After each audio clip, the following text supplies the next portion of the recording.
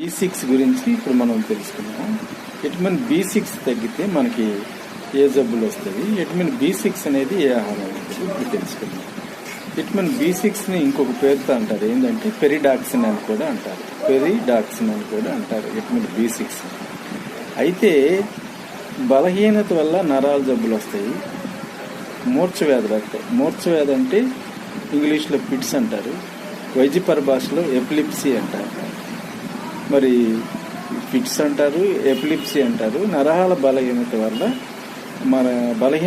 నరాల బలహీనత వస్తుంది, ఎపిలిప్సీ అంటారు, ఫిట్స్ అంటారు. తర్వాత రక్తహీనత వస్తుంది. ఏది B6 తగ్గితే మనకి బలహీనం వల్ల నరాల జబ్బులు వస్తాయి, ఫిట్స్ వస్తాయి, రక్తహీనత వచ్చింది. అయితే మనం ఈ B6 అనేది ఏ ఆహారంలో ఉంటుంది.